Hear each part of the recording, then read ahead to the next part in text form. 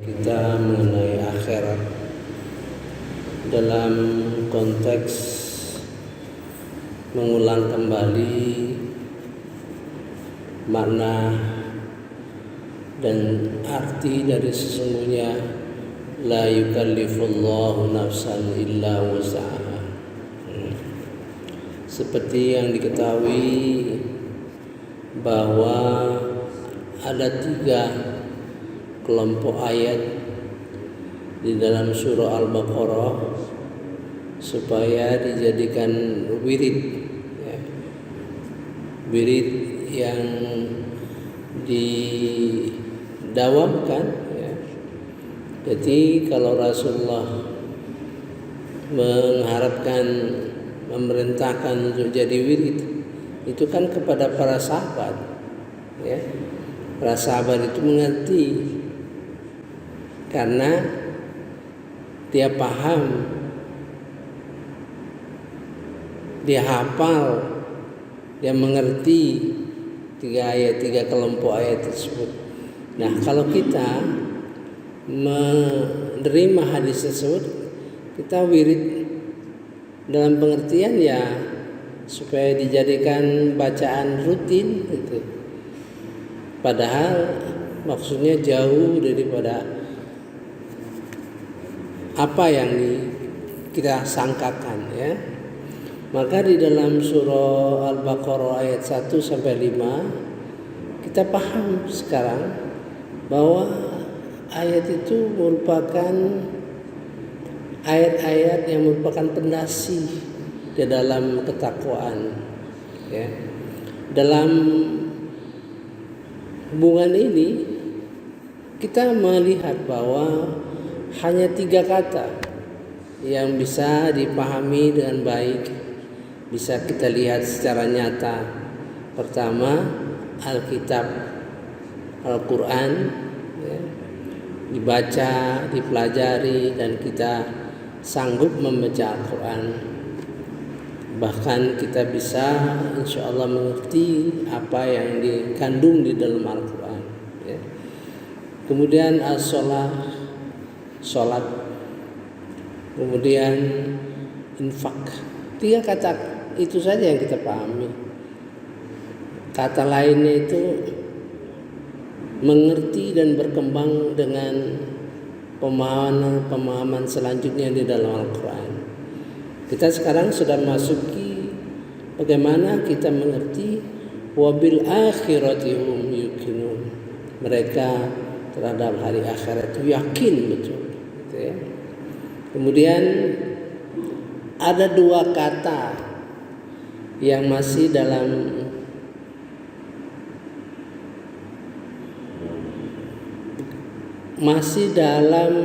pertanyaan kita adalah walladzina yu'minuna bima unzila ilaik wa ma unzila min qablik, yang percaya kepada kitab yang diturunkan kepada engkau dan kitab-kitab sebelumnya.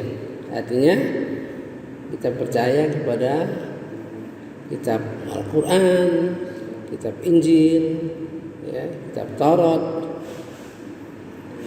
Ada lagi satu kalimat lagi yang terpisah, suatu yang menyatakan la nufarriqu baina ahadin min rusuli, tidak kami bedakan di antara seorang rasul pun. Artinya kita percaya kepada Nabi Muhammad SAW, kita percaya kepada Nabi Isa, kita percaya kepada Nabi Musa, Bahkan kita bersalawat kepada seluruh nabi-nabi itu. Subhanallah. Di dalam Subhana rabbika rabbizzati amma yasifun wa salamun alal mursalin walhamdulillahi rabbil alamin. Kita bersalam pada seluruh rasul-rasul itu. Ini belum terbuka apa yang menghidupkan kita, apa yang yang harus kita isi, ya. Kemudian ada lagi dalam surah Al-Baqarah yang terakhir, ya. Anta maulana, engkaulah pelindung kami, fansurna alal qaumil kafirin, maka tolonglah kami dalam menghadapi orang-orang kafir. Itu belum jadi perhatian kita, ya. Belum jadi pelajaran kita, belum menjadi bagian dari perjuangan kita. Jadi kata-kata itu akan kita pahami setelah kita mengkaji Al-Quran secara terus-menerus, ya. Kita bisa paham sekarang, ulaika ala hudam mir rabbihim, mereka itulah yang mendapat selalu petunjuk Allah Subhanahu wa taala di dalam perjalanan kita ini, di dalam penghidupan kita ini. Ulaika ala hudam mir rabbihim, ala itu atas, menunjukkan proses di dalam perjalanan hidup yang diberi petunjuk oleh Allah Subhanahu wa taala. Karena petunjuk Allah Subhanahu wa taala itu berjilid-jilid, ya. Di dalam Al-Qur'an itu berjilid-jilid, bertingkat-tingkat. Kita harus monitor, kita pahami, ya. Mari kita lanjutkan yang kemarin. Jadi 3 kelompok ayat ini merupakan pendasi, ya. 1 Al-Baqarah 1 sampai 5 merupakan pendasi dalam ketakwaan, ya. Dzalikal kitabu la raiba fihi hudal lil muttaqin. Itulah kitab yang tidak ada keraguannya, petunjuk bagi orang yang takwa. Kalau ayat pertama, ayat kedua di dalam Quran menyatakan demikian, berarti seluruh ayat-ayat ini merupakan petunjuk, contoh dan lain-lain yang mengarah kita perjuangan menjadi orang yang takwa. Mengapa kita ingin jadi orang takwa? Karena orang takwa lah yang selamat dan diselamatkan oleh Allah Subhanahu wa taala di akhirat nanti, ya. Kemudian 3 ayat terakhir merupakan dinamika di dalam perjuangan kita untuk mencapai ketakwaan, ya. Dengan simbol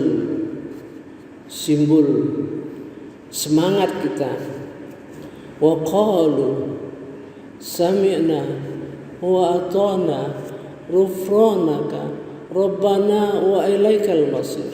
Ada 4 yang kita janjikan kepada Allah Subhanahu wa taala.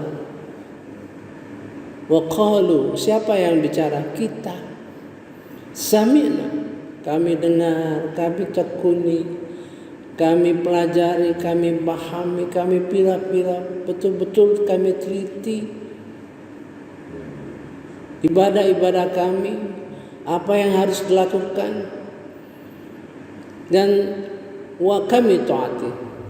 Tuh, ini merupakan suatu area di mana dengan melakukan muhasabah, ya, kita beristighfar apa-apa yang kita belum lakukan, belum paham, terus belajar.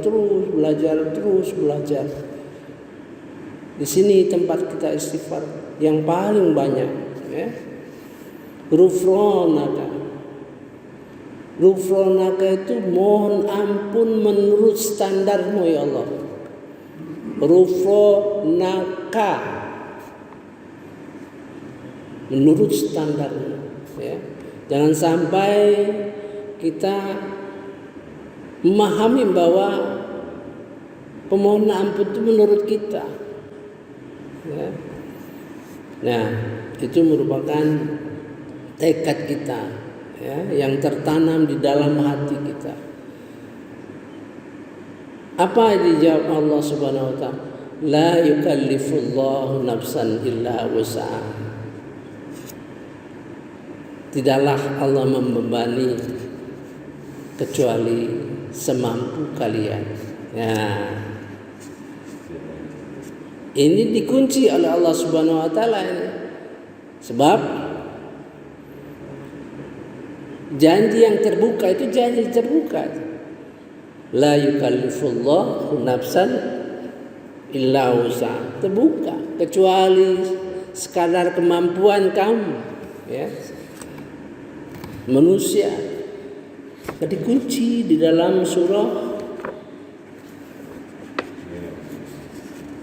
Al-Mu'minun ayat 62 supaya kita paham bahwa perjuangan di dalam melaksanakan la yukallifullahu nafsan illa wus'aha itu jangan main-main, ya. Apa yang dikunci oleh Allah Subhanahu wa taala? Pernyataan itu terbuka, seolah-olah setiap orang bisa mengatakan, inilah mampu saya, hanya sekedar saja. Menurut orang, apalagi pemahamannya dibisiki oleh setan, ya. A'udzubillahi minasyaitonirrajim. Bismillahirrahmanirrahim. Wala nukallifu nafsan illa wus'aha. Waladaina kitabun. Di sisi kami ada catatan. Kitabun, catatan yang sempurna, yang lengkap, yang detail. Kitabun yang yantiqu bil haq, yang akan memaparkan semua yang benar terkait dengan apa-apa yang kita lakukan, apa-apa yang telah dianugerahkan kepada kita. Wa hum la yuzlamun. Nah, ini yang membuat orang-orang yang hati-hati, jadi perasaannya takut, ya.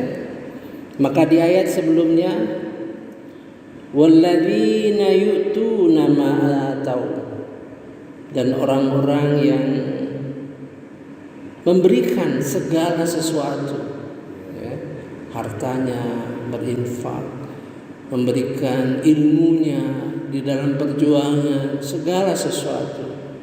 Qulubuhum wajilah, hatinya bergetar, takut. Jangan-jangan, ya, apa yang kita lakukan itu belum cukup, ya. Annahum ila rabbihim raji'un, karena sesungguhnya mereka akan berjumpa dengan Allah Subhanahu wa taala. Mereka akan menemui Allah Subhanahu wa taala. Mereka akan kembali kepada Allah Subhanahu wa taala. Itu yang membuat, maka di dalam perjalanan itu kita selalu ingat, selalu bermuhasabah, mempercepat istighfar kita, ya. Istighfar ada dua, istighfar orang yang takwa dan istighfar orang yang beriman. Al-Quran itu, ya. Nah, selanjutnya ulaika yusari'u, mereka itulah yang bersegera. Yusari'u itu, ya. Kalau di dalam ayat Al-Imran 133, yusari'u ila maghfiratin min rabbikum, bersegera mohon ampun kepada Allah Subhanahu wa taala. Di sini yusari'u nafil khairat, bersegera melakukan kebajikan. Wa hum la sabiqun, dan mereka itulah orang yang berlomba-lomba di dalam kebajikan. Ini paralel, ya. Satu pihak bersegera memohon ampun kepada Allah Subhanahu wa taala, di sini bersegera melaksanakan kebajikan ketika dia tahu, oh kalau Al-Quran itu ada ayat ini yang suruh berpikir. Misalnya kita kan sudah berpikir, maka dia cepat laksanakan itu. Oh ayat ini yang mensegerakan kita kalau salah satu dari kita, istri atau suami meninggal, ada harta yang segera dilakukan untuk jadi harta warisan yang diwariskan, segera dia lakukan gitu.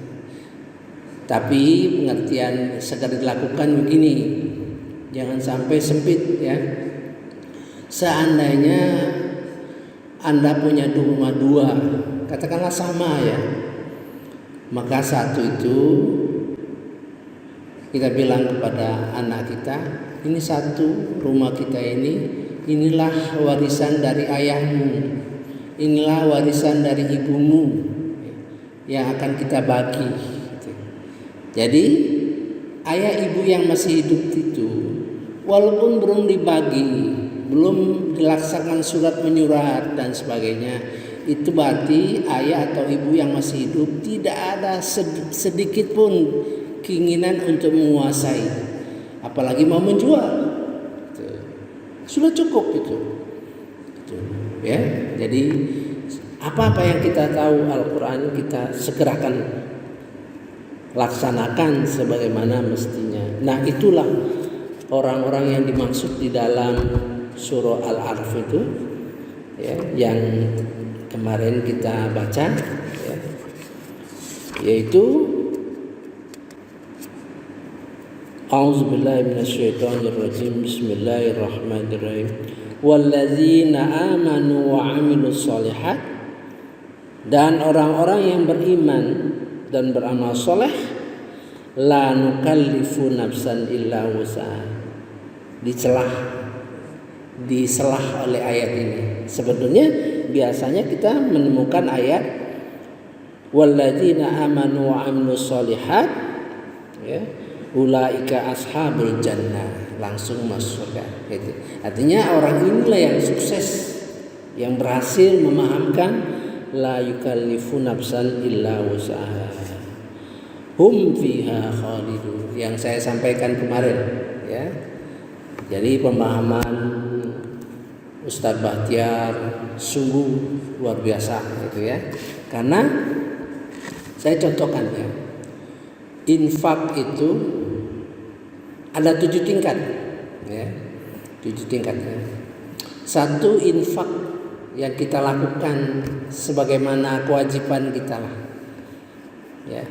Jadi apa-apa penghasilan yang kita peroleh, ada untuk keluarga, nafkah keluarga, untuk bayar hutang katakan ya, kemudian ada yang kita infakkan untuk anak yatim dan sebagainya. Itu pada tahap awal. Pada tahap awal itu kita meyakini bahwa itu kewajiban ya, dan itu ada pahalanya. Itu di dalam surah Al-Baqarah 1, saya lupa nomornya ya. Jadi tahap-tahap tahap kedua ada peningkatan ya, peningkatan kita bertujuan ya, itu mencari ridho Allah Subhanahu wa taala. Di dalam Al-Baqarah ayat 261 ya kalau tidak salah. Jadi kita sadar di dalam melakukan infak dan sebagainya mencari ridho Allah Subhanahu wa taala. Mencari ridho Allah Subhanahu wa taala ya. Dan ingin membuktikan, ingin menunjukkan sebagai orang Islam, nah, orang yang taat. Jadi kita membayar zakat, infak itu merupakan bagian yang sudah punya tujuan mencapai ridho Allah Subhanahu wa taala. Di situ infak dan sebagainya mengikuti apa yang ditunjuk oleh Allah Subhanahu wa taala, bahwa yang baik-baik gitu ya, itu yang baik-baik, yang maupun misalnya kita memberikan sedekah berupa beras, tentu beras-beras yang baik kualitasnya ada sebagainya. Tahap ketiga di dalam surah Al-Imran, karena kita sudah bersentuhan dengan anak yatim, dengan fakir miskin, sudah dekat ya. Karena dalam bagaimanapun Rasulullah SAW itu memberikan petunjuk pada kita supaya anak yatim itu kalau dibagi itu digosok kepalanya ya, diusap. Ya. Kemudian kalau kepada fakir miskin itu didatangkan, ya, diberikan, kita datang dan kita akan melihat dengan mata kepala sendiri ya, bagaimana kesusahan hidup dia. Maka itu akan menimbulkan tekad kita. Tahap ketiga yaitu infak sedekah dalam keadaan bagaimanapun, dalam keadaan senang ataupun susah, itu tahap ketiga ya. Kalau sudah mencapai ke tahap ketiga itulah karena timbul kesadaran. Maka muncul tahap keempat, orang yang memberi infak yang tadinya emosional ya, sudah rasional, maka orang itu memberi infak tidak kikir dan tidak boros. Jadi kalau yang nomor 3 memberi infak berdasarkan emosi. Karena bagaimanapun kesulitan saudara-saudara kita yang miskin itu jauh lebih menderita dibandingkan kita, mungkin dalam keadaan sempit ya. Mungkin dalam keadaan sempit, tapi bagi kita dalam keadaan sempit masih bisa makan cukup. Tapi bagi yang miskin tadi belum tentu. Pagi makan, sore belum tentu. Sore makan, besok belum tentu ya. Maka timbul kesadaran memberikan infak dalam keadaan sempit atau lapang. Sekarang memberikan infak yang rasional ya, yaitu tidak kikir, tidak boros ya. Itu yang nomor 4 ya. Nomor 5 di dalam surah Hud, surah Hadid, ini sudah menjadi khalifah. Dia sudah menjadi khalifah. Dia menguasai harta itu. Dia memanfaatkan sebesar-besarnya ya, sebesar-besarnya. Jadi untuk kepentingan harta itu dia istilahnya tuh dia pergunakanlah sebaik-baiknya sehingga banyak orang yang menikmatinya. Dalam surah Al-Hadid, ya. Dalam surah itu juga meningkat lagi, yaitu orang yang meminjamkan. Namanya meminjamkan besar itu ya, ibarat dia punya dua rumah. Kalau sudah suatu pada katakanlah umur yang sudah lanjut ya, anak-anak sudah bebas dari tanggung jawab, dia sudah mapan. Kalau rumah 2, buat apa rumah 2 kita pertahankan sampai kita meninggal dunia? Maka dia akan berpikir untuk menginfakkan rumah satu itu ya, yang satu ditinggali, sedangkan anak-anaknya sudah dia berikan. Yang nomor 6. Yang nomor 7 ya sudah tidak ada lagi, sudah tidak membedakan harta dia maupun harta untuk perjuangan ya. Itulah gambaran daripada. Nah, kalau la yukallifullahu nafsan illa wus'aha dicapai oleh orang yang pada tingkat yang lebih tinggi, tentu lain, berbeda ya. Subhanakallahumma wa bihamdika asyhadu an la ilaha illa anta astaghfiruka wa atubu ilaik. Wallahu a'lam. Wassalamualaikum warahmatullahi wabarakatuh.